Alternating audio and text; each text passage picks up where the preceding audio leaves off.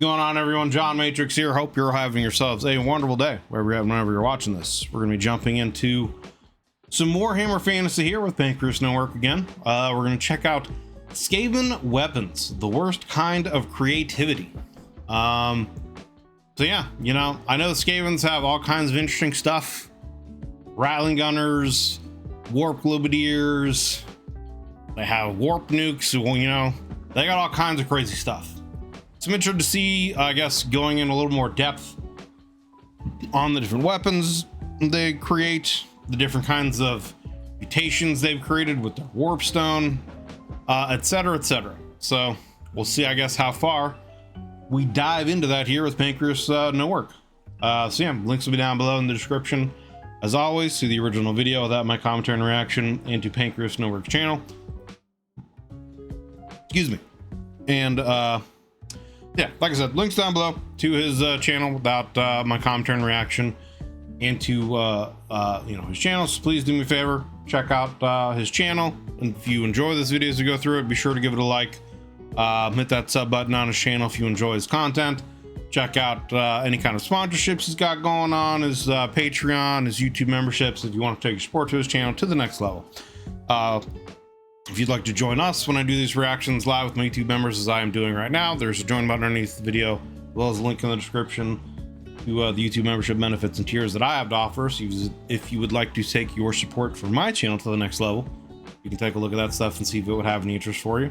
But yeah, regardless, I just appreciate you guys taking the time out of your day to come in and hang out and check out the video. So thank you guys very much. Consider leaving a like and a sub on my video if you enjoy it, as it helps me and the channel grow. Well, all that stuff said, let's jump into the video here. Again, this is Skaven Weapons, the Worst Kind of Creativity by Pancreas No Work.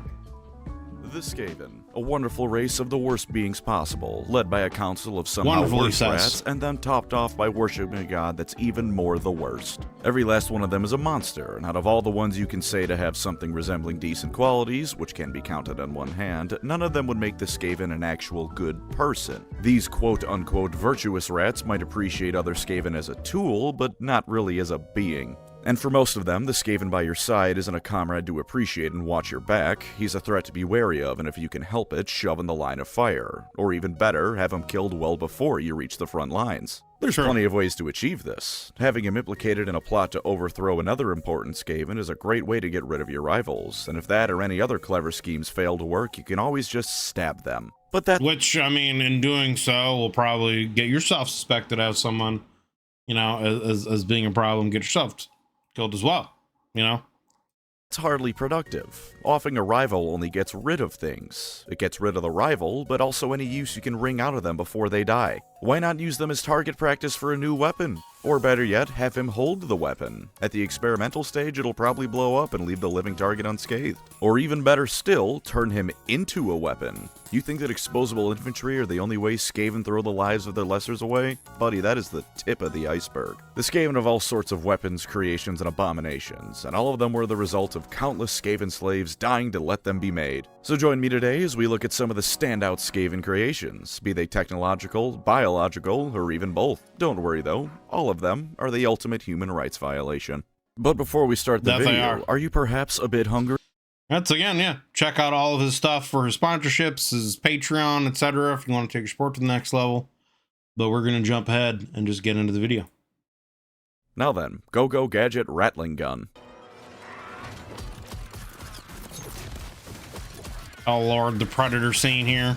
As with most things, we're going to work our way up to the more phenomenal ones. And in fact, we're going to start with an invention that's so low-key it doesn't necessarily harm anyone. That's right, there's a Skaven invention made without murder in mind. Still malice in mind, of course. That's a constant. The Far Squeaker, also known as the item that any images of are going to just have to be pictures of cell phones or some shit for almost the entirety of this section, because art does not exist. The Far Squeaker is just a phone. It can be big, it can be small, but it is just a phone, which if I remember correctly even had a FaceTime function in a Gotrek and Felix novel. Invented by Clan Scryer, like most things on this list, the Far Squeaker is used for instant long-distance communication over any distance of the Warhammer world. It is just a cell phone. It is of course still made with malice. I mean, even that alone, in that kind of setting, the ability to communicate over long distance, you know, has been shown to be a massive advantage. It was one of the things that, you know, changed the landscape of World War II was radio communications. So, I mean, the fact that the Skavens would have this technology and a lot of other factions wouldn't, although there is magic, so I would assume certain factions, you know, would still be able to communicate through other magical means with each other over long distance. I don't know. But still, big deal. Mine, because if the Skaven are making long-distance phone calls, they are setting up for an invasion or some other dastardly scheme. They're not inviting each other out to dinner. And because it's powered by Warpstone, as all things Skaven are, it's unstable as hell. If memory serves, the one Thanquil used blew up, which was somewhat to his relief because it meant the Council of 13 was done chewing him out for being himself. It can also apparently communicate across the multiverse, because when the Skaven used one during the end times, they accidentally talked to the Eldar. Not the High Elves, the Eldar. The voices that replied were described as... Okay, so, I mean, obviously there's some kind of connection then between the 40k universe and the Warhammer Fantasy universe, if that is the case. So, there we go.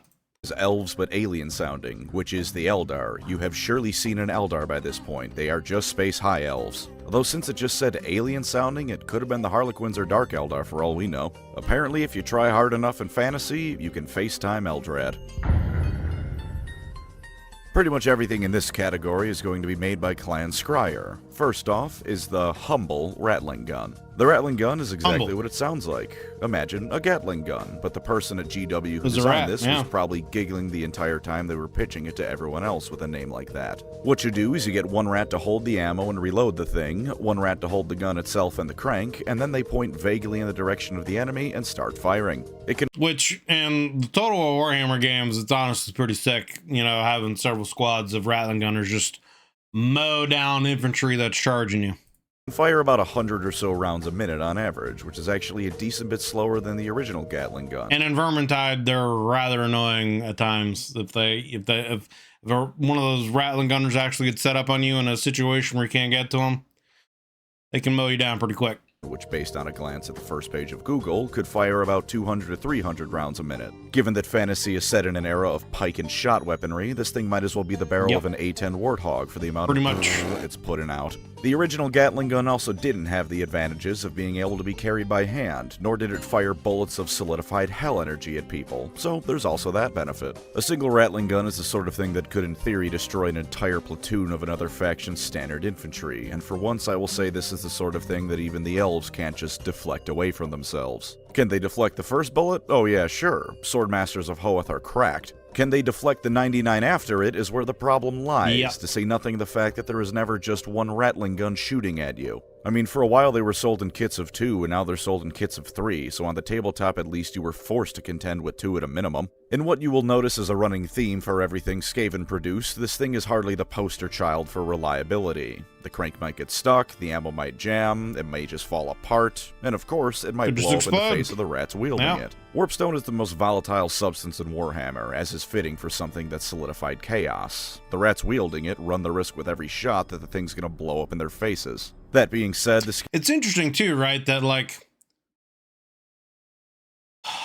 there aren't, as far as I know, you know, correct me if I'm wrong in the comments, but as far as I know, there aren't any other factions that utilize Warpstone in any other kind of way. Maybe just because of how volatile and crazy it is to utilize it, but you would think, right, that like Chaos factions themselves in some way, or some other kind of like the Norskins, some other kind of Chaos adjacent human faction would still utilize it, but I don't know, maybe it's just because the Skaven are that crazy and don't care, and you know, Warpstone is that volatile that they're the only ones crazy enough to deal with it. I don't know. Even who use this thing are no doubt happier than just about anyone else in a Skaven. Like Chaos Dwarves too. I don't know much about Chaos Dwarves, but you would think that maybe they would be able to find a way to refine Warpstone and make it less volatile but still keep its potency. You know, I don't know.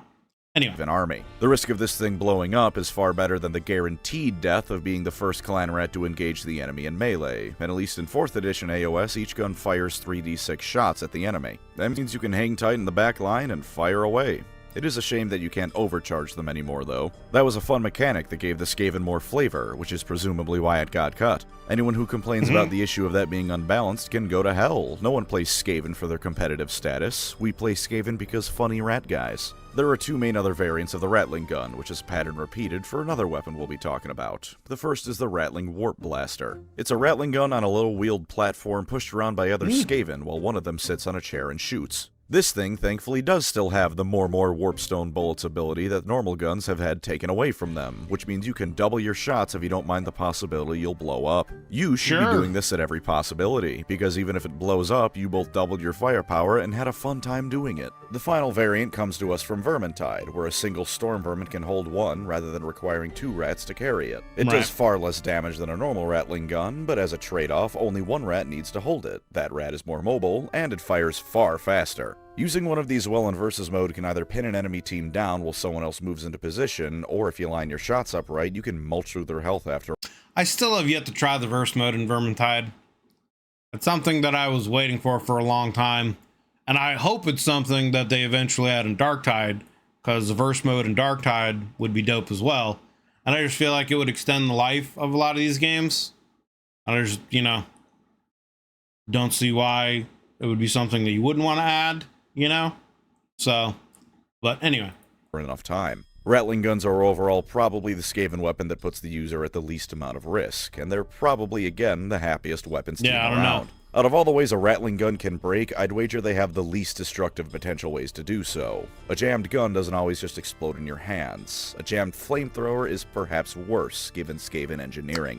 Speaking of flamethrowers, though, warp fire throwers. These are one of several weapons that came about because the Skaven really despise having to deal with dwarfs. A dwarf has thick armor at even the lowest of ranks, and certain units like Ironbreakers are wearing Gromrel armor, which can deflect a clan rat's rusty sword he found in the garbage with ease. But as it turns out, warp fuel can melt dwarf beams with incredible ease, and even if it doesn't, a warp fire thrower can cook an entire line of dwarf infantry inside their armor. Warp fire throwers are often used to break up defensive positioning, similar to stories of US Marines clearing out Japanese bunkers with them during the Second World War. Unlike real-life flamethrowers, however, warp fire throwers operate on Call of Duty logic. To be clear, I am no weapons expert, but as I understand it, shooting a flamethrower is like shooting a car's gas tank. Real life isn't Hollywood, so it probably isn't going to explode. Especially with a flamethrower, there's a process that needs to happen before you can shoot fire at someone. But warp fire throwers are made by the race with very lax health and... They also, to my understanding, don't last very long. You only have, I think, like a handful of seconds of actual, flame expulsion before your gas tank runs out. But again, I could be wrong about that.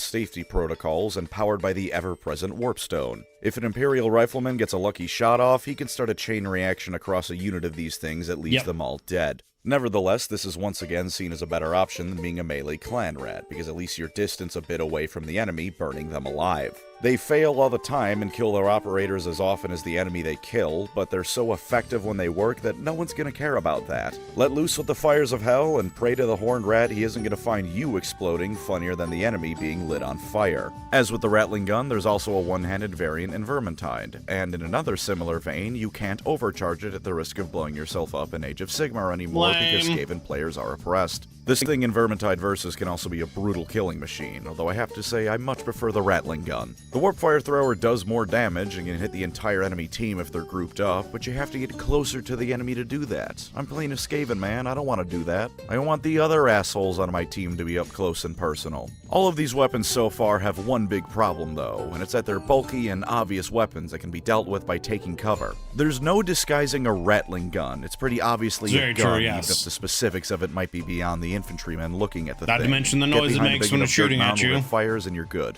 Even a warp fire thrower can conceivably be blocked with strong enough materials. If you're behind a metal wall and some asshole fires a flamethrower at you, you're probably fine as long as you aren't in some small metal cube that'll cook you alive. Don't take cover inside the brass bowl and you're good. But you know what everyone needs to do no matter who they are or where they are?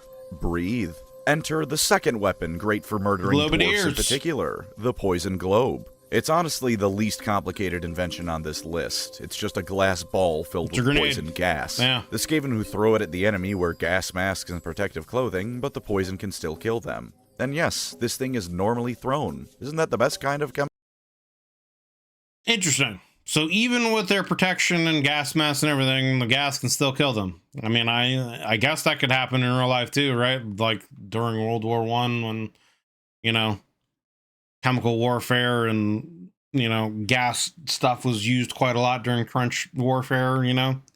I guess that could still have been a thing. A lot of stuff I think was influenced from that era, right?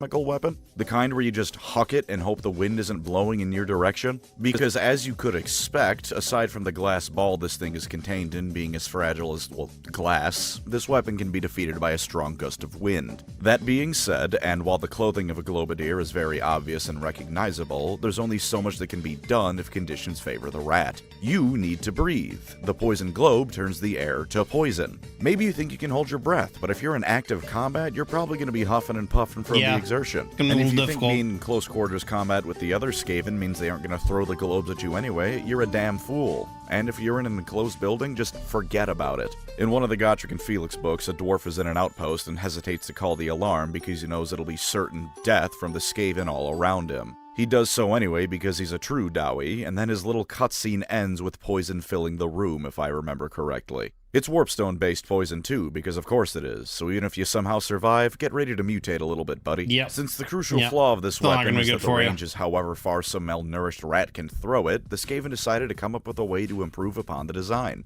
Their solution was the poison wind mortar. While this is another weapons team, and therefore requires two Skaven to wield effectively, this is made up for with... Which also means more risk of it blowing up on you. The far greater range and payload. A mortar can fire farther, and you can jam as many globes. Mortars in general are already iffy IRL, so I can only imagine, you know, if this works on a similar principle as they're putting the globe, you know, in for it to shoot her, it could just shatter in the barrel. On the barrel is fit in it. Now naturally, this introduces the possibility of a whole lot more mechanical issues, as you would expect of firing a glass orb out of a rusty tube. While they do need to get reasonably close and the globes are fragile, as long as the Skaven globadier holding one of the globes has steady hands, it ain't that bad. The mortar, meanwhile, might blow up, or the glass might shatter in the tube, and now the rats loading it are gonna suffocate because Skaven protective equipment is shit. Or it'll totally miss because it's held together with hopes and dreams and instead fire directly into the massive clan rats in front of the weapon team. Admittedly, not a single Skaven other than the clan rats will actually care, but it's generally preferred if your weapons hit the enemy and your fellow rats at the same time. It's by no means the most complicated of weapons around, but as I said, it's one of those things that at least in lore is pretty difficult to survive a hit from. If the winds favor you, or if you have a celestial wizard to make the winds favor you, you're golden. If they don't favor you and there's no lore of heaven's mage around to lend a hand, you're dead. Moving on from projectile gas, we have projectile vomit. The Plague Claw catapult is the finest of Clan Pestilence engineering, which means it's a catapult made of rotten wood that fires what looks like a puddle of congealed vomit at the enemy. Supposedly it also flings warpstone, but looking at the model, this is just vomit. When it hits, it'll crush whoever the projectile lands on and infect the rest of the unit with all sorts of nasty diseases, because anything that comes from Clan Pestilence is going to weaponize the bubonic plague, like the... That makes sense, right? That makes sense. Again, you know, siege warfare, they might just throw a bunch of poison stuff back there or disease stuff and let it kill all the people behind and leave all the good stuff behind. That would make sense. It sounds very Skaven, right? Mongols catapulting dead bodies over the walls of cities they didn't like. There really isn't much to say about it, but I can't not mention it. It's great fun to use in Total War and tabletop, because flinging a diarrhea and vomit jungle juice bomb at your enemy is the most horrid kind of satisfying. From the same modeling kit that makes this thing, you can also make the Warp Lightning Cannon. Clan Scryer is a very advanced group of beings, horribly evil or not, and as such they can make some dreadfully terrifying things when they put their mind to it. This is one such thing, because in the setting where the average tech level ranges from medieval times to slightly beyond the Renaissance, this thing is an energy beam cannon. Firing a concentrated beam of warp lightning into the foe, this thing will obliterate most everything that it touches. In spite of best being used against large creatures in Total War. Is this supposed to be like a mod from one of the earlier Total War games? Cause that it looks like Rome, like the first Rome Total War game. Like this might have been a mod for that or something. Or on the tabletop and AOS, this thing is pretty good against everything. 2d6 auto-wounding on hit attacks can ruin the day of a whole lot of things, and you get a guaranteed extra attack if you babysit it with a Scryer hero. Doing so, granted, means it might blow up, but once again, we are Skaven players here. Yeah, we don't care about that. Take your sensitive ass back to the cities of Sigmar if a little tomfoolery is too much for you. I gotta say, the Skavens sound like they'd be pretty fun faction to play as in the tabletop. They might be a faction that I would enjoy playing as in the tabletop. I enjoy them somewhat in Total War, the Warhammer games. They're not one of my, top factions, but they are still fun to play. But I could see them on the tabletop side of things being one of my more favorite factions to play as, just for like the fun randomness factor. If you think a laser cannon seems excessive, then consider that during the end times, Ikit Claw built one large enough to destroy the moon Morslieb. Just shattered it like glass. God bless that insane rat scientist. And the final scryer piece of true overkill we have is the Doomsphere. It's a nuclear bomb. That's nukes. It's powered by Warpstone. It's about as stable as a Skaven nuke sounds like it'd be, but it is just a nuclear bomb. One was planted under Altdorf, but it was disarmed, and in Total War, you can drop them on people at your leisure if you choose Ikit Claw as your starting legendary lord. Remember, the Skaven... Like, if you have a choice of playing a Skaven who has nukes versus a choice of playing another Skaven faction without nukes, I'm sorry, there's not really a choice. You pick the nukes. That's just my opinion, exist in a fantasy setting. To round us off, here's a bit of a lightning round. A Warplock Jizail is a sniper rifle. That's all you really need to know. A Warpvolt Scourger is similar to a Warp Lightning Cannon, but leans more into the lightning than the energy blast side of things. And the Warp Grinder is a big drill a weapon team of rats can use. On the downside, you have to get into melee range with it. On the upside, I've seen Gurren Lagann. God only knows what can happen if the Skaven discover how to manifest spiral energy.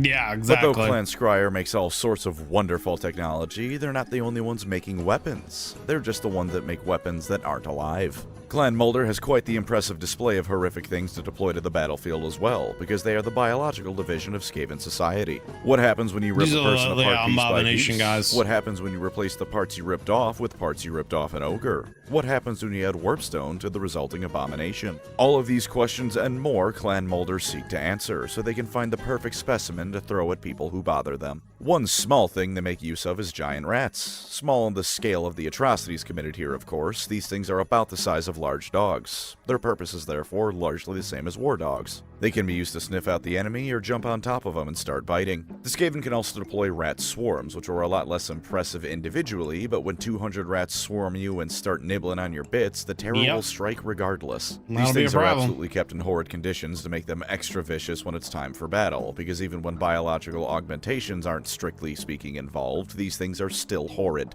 There's also the wolf rat variant, which is a cross between a rat and a wolf, at least in appearance. Same general purpose as a war dog, wolf rat, From there, if you get a big enough rat, you get a brood horror. If a giant rat being experimented on mutates enough and eats the rest of its litter, you get one that's the size of a truck that Clan Moulder likes to use as a mount. The most famous thing they've made is easily the rat ogre, or as I blurt out when I'm getting jumped by one in Vermintide, the roger. A roger is not necessarily made by crossing an ogre with a Skaven, although that has certainly happened. Covered in stitches and bulging with muscle, they look like if Frankenstein had a theming of rats. Unrelated, but piss off person who was about to comment about how it's Frankenstein's monster. Victor Frankenstein made the monster, and you take your parent's last name. The monster only having the one parent, his name is therefore Frankenstein. With the strength of an ogre and rage instead of actual thought, these things are a bitch and a half to contain and transport, and even more of a bitch to fight. They're one of, if not the single most exported creation Clan Moulder has to offer, because everyone wants to throw these things at their enemies. Sometimes an enterprising Master Moulder will graft weapons and armor to the thing, and no, I don't mean suit them up, I mean bolt metal plates to them, and if they're feeling real spicy, they can make a Bonebreaker Rat Ogre. These things are often used as mounts by warlords, at least in Total War, and they're easily able to crush through entire formations of units on their own. Moving up the Roger hierarchy, we have the mighty Stormfiend.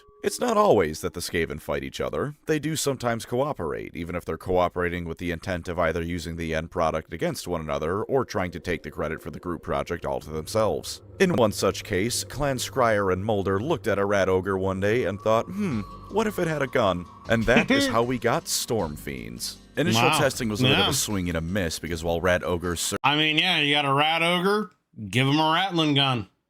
Makes sense to me. Now you have basically the equivalent of like a rat dreadnought. You know what I'm saying? That would be pretty dope. Certainly don't lack for strength, they aren't the most intelligent of creatures. They're somewhere between a brick being thrown through your window and a man tweaking out on meth on the IQ scale. Attempts to make the rat ogre itself smarter, however, failed on just about every front. It either didn't work or killed the creature, which is just a worse way of not working because now you only have a big corpse left for your efforts. Eventually, Throt the Unclean got things to a point where the beast did become smarter, but it also became less violent, which is also a complete failure. Yep. So, going back to the drawing board, Throt decided to graft Moulder Packmasters to the nervous system of the Proto-Storm Fiends.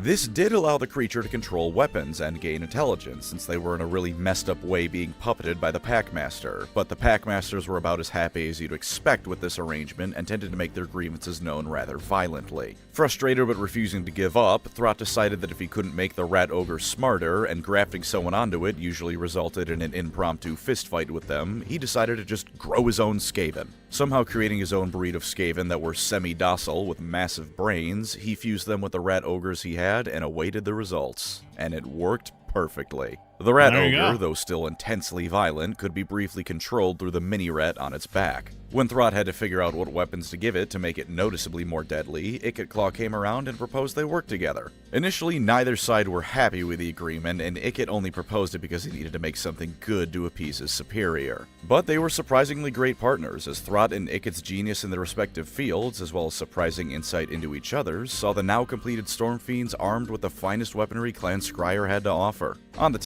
just goes to show you what happens when Skaven work together. Everybody dies. tabletop, they can be armed with poison globe launchers, warp fire throwers, and rattling guns, as well as some melee options, but in lore, any... Like, that looks pretty dope, I'm not gonna lie. That's this sick-looking mini dude. He's got 3 rattling guns, you know, 2 arms and 1 in the chest. And this dude here, like, they just look like, basically, rat dreadnoughts, you know? It's pretty sick. Thing is fair game. Grab whatever's lying around and get creative. Morality went out the window the moment we started talking about the Skaven. Who gives a shit? Stormfiends sold so quickly that Scryer and Moulder couldn't keep up with their orders no matter how quickly they tried or overcharged their buyers. The 2 clans made a lot of money, and the Stormfiend was introduced into the Skaven armies to wreak havoc on both the nations of the world. Don't Skavens have no real need for money? I mean, I guess, you know, they would trade in, like, Warpstone, maybe? I don't know. And your gormless ass when you get jumped by one in Vermintide.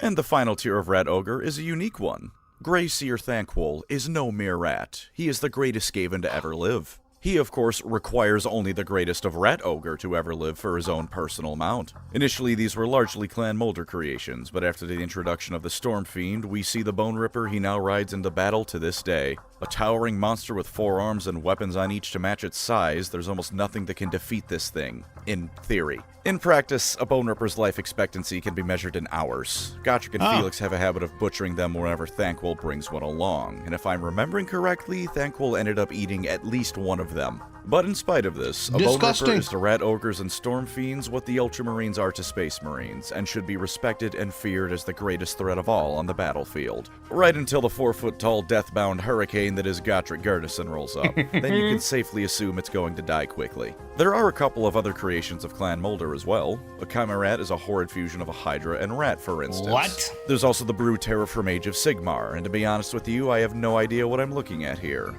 It's big, it has a gun, I'm like 85% sure it's bipedal, and if I saw it lumbering at me, I'd shit myself. Yeah. But nothing, perhaps not even the long and storied Bone Ripper bloodline, can hold a candle to their ultimate creation. The Abominations. Abomination. Yeah. See, Clan Moulder is based out of the city of Hellpit that borders the Chaos Wastes. Custom crafted initially from giant burrowing worms, but also quite frequently from whatever lumps of flesh a Master Moulder can get his hands on, these things are a sight to behold in the worst way possible. If you watch them move in Total War, you can see them struggling to just be alive. And once they get into combat, they don't so much as fight as flail all over the place and crush whatever happens to be in the way. They've got multiple heads, they're too disgusting and big to move on their own power, so they usually have wheels and engines grafted onto them, and the warpstone and chemicals pumped into them make them constantly mutate even mid-fight. They also heal like trolls, and if you kill one, there's so much crap going on with them that on the tabletop there's a 1 in 6 chance that it'll just keep going. Yep. The rule is called Too Horrible to Die, which is probably the most fitting name in all of Warhammer history. There's also the Avalanche of Flesh rule, which is just horrible mental imagery.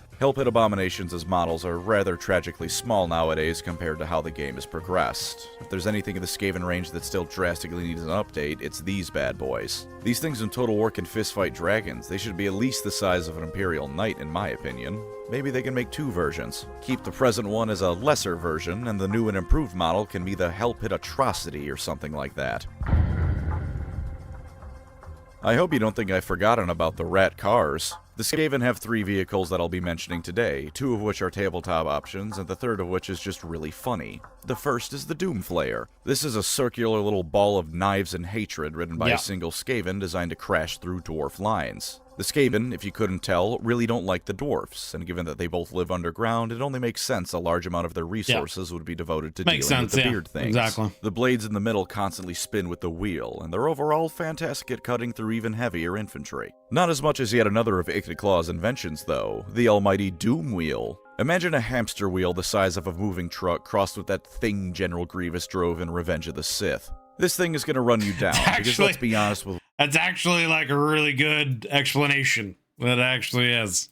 What we're looking at here, and admit that the basic principle of this thing is just vehicular homicide. Powered by a treadmill of either rats or Skaven slaves, this also empowers a warpstone battery that can shoot out bolts of lightning at the enemy. As is fitting for such an abomination, this thing is less piloted and more aimed roughly forward. These things can get stuck in the mud, spin in circles, or just fall apart, leaving the rat piloting it zooming forward at 60 miles an hour like a Looney Tunes character falling off a cliff. Sometimes they just stop because the rats and/or slaves running to power it get tired, and once they stop, they're not starting again, so if the enemy has been thoroughly routed, that crew is getting executed. None of this matters. They do not exist for long-term engagements. They do not exist with the rider's safety in mind. They exist to go forward, safety in mind and Skaven don't go hand in hand. Rip apart an enemy line, and then if they're lucky, fire a laser into it for good measure. And the mighty Doom Wheel is unmatched in this field as a war machine. And our last creation, the pinnacle of Skaven technology, is a piloted artificial comet. The entire Vortex campaign from Total Warhammer 2, where the twin-tailed comet shone in the sky and all the factions raced to take control of the Vortex and Ulthuan because of it? Yeah, it was just a rat they flew into space to create a fake comet. They tricked everyone from the elves to the lizardmen with Sputnik from Wish. God, I love these fucking rats. And those are the main highlights. That I didn't know about. That's actually hilarious. That's actually hilarious. All the factions saw it as a great omen and started all of the things that happened, and it was just the Skaven sending a rat into space on a rocket. That's hilarious. Highlights of the Skaven's creations. And remember, folks, just because it's alive doesn't mean it isn't a weapon. Thank you as always to my wonderful channel members. You are the warpstone to my Skaven creation, the beating malicious heart of this incompetent malicious channel. If you'd like to support the channel, feel free to subscribe or become a member. Either way, thank you for watching and take care out there.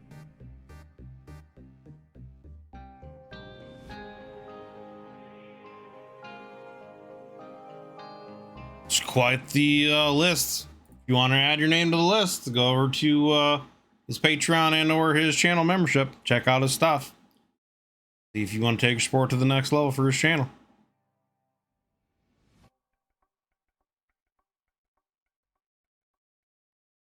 On reflection of the Skaven, it's really impressive how they're basically if you took Starscream and Shockwave and merged them into one ratty being. No morals, constant hunger for power leading them to betray their superiors, mad science. It really is something special to behold. Alright.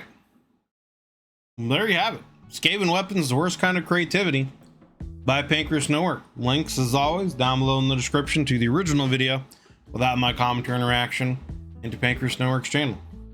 So I mean, yeah, most of the Skaven weapons and stuff like that I knew of, again, because of the Total War, you know, Warhammer games, but it's nice to get a little bit more background information on how some of them are created, the whole alliance of the clans to create the rat ogres and the varying rat ogres. I don't think they have some of the crazier rat ogres in Total War Warhammer, unless they're just part of some of the other factions that I might not have played. I haven't played all of the different lords from all of the factions, so it could be. I think I've only really played as Clan Scryer, and I think it's Scryer, right? They're the ones with the nukes. Whatever faction is with the nukes, pretty sure it's Scryer. Maybe I'm wrong. I don't know. I always get them all confused and mixed up. But yeah, the faction with the nukes, that's the only really one I've played as for the Skavens. Because again, it's like I said, if you got a choice to play as the Skaven with nukes or Skaven without nukes, why would you choose to play with Skaven without nukes? You know, you got nukes, use them. But anyway, yeah, just interesting to hear more about the various Skaven weapons, how they've been made, their uses, etc. A little bit more of the history and background behind them. Rattling gunners are always dope. Like I said, it's always fun, when you are the Skaven and you have several squads of rattling gunners, just watching them mow down incoming lines of infantry. Sending out your rat ogres and watching them just obliterate lines of lesser creatures that you're fighting against. I don't know. The Skaven are just fun. I like I said, they're not necessarily one of my more favorite factions in the Total War games, but I feel like if I were to get into the fantasy tabletop, they would probably be one of my more enjoyed factions to play as in the tabletop, just for the kind of chaos randomness factor in it. The ability to kind of the risk reward. I like risk reward mechanics. That's the word I was looking for. I like risk reward mechanics in kind of games like this. So the idea of rolling to see if I overcharge the ability of my rattling gunner to get him do more damage, or will he explode? That to me is just fun and interesting, and it's either going to pay off and I'm going to do more damage and annihilate my enemies, or I'm going to blow up and lose a valuable unit that could cost me the game. But that's the whole point. That's the fun in it. That's the whole thing with the Skavens. So yeah, I'm interested to learn more about the Skavens. I guess we've learned quite a bit about them in, I guess, kind of the old world / end time setting. I'm interested to learn more about the Skaven in Age of Sigmar, because I know their god has become one of the chaos gods now, and the Skaven are considered like a more chaos faction now, I believe, in Age of Sigmar. So I'm interested to learn, I guess, that side of it, and I guess kind of their evolution in Age of Sigmar, how some of the units have changed, if they have changed at all, some of the technology, if that's changed at all, etc. Just to see what the differences are between the Age of Sigmar version of the Skaven and their lore versus the Skaven stuff that I already know of and have been used to seeing. So I'll see if I can find some videos on that, and I guess get into that and see what all differences are to be had. Yeah, again, that was Painter Snowwork, Skaven weapons, the worst kind of creativity. Links down below. The videos always to the original videos on my commentary and reaction, and to Painter Snowwork's channel. So please do me a favor, if you enjoyed this video, be sure to go over to his channel, check out the video, give it a like, and hit that sub button on his channel if you enjoy his content. Check out his Patreon, check out his channel memberships, any kind of sponsored stuff he's got going on, if you want to help support him further. If you'd like to join us as I'm doing this reaction live, which I am right now with my YouTube members, we'd love to have you guys come in and hang out and join our discussions that we have before, during, and after, when I'm doing these videos with my members. There's a join button underneath this video, as well as a link in the description to the YouTube membership benefits and tiers that I offer. So you want to take a look at those and see if it would have any interest for you. You can get early access videos, priority any kind of reaction requests, Discord channel memberships, stuff like that. So check it all out and see if it would have any interest if you want to take your sport to the next level. Regardless, I just appreciate you guys coming in and hanging out, checking out the video. If you're still watching it here at the very end, I greatly appreciate it. It means a lot for you to stick around and watch the video all the way through. So thank you very much for doing so. If you enjoy it, consider leaving a like and a sub, as it helps me and the channel grow. and it lets the YouTube algorithm gods know that you enjoy this kind of content and you want to see some more. So yeah, thank you guys very much. Hope you're having yourselves a wonderful day, and we'll see you guys on the next one.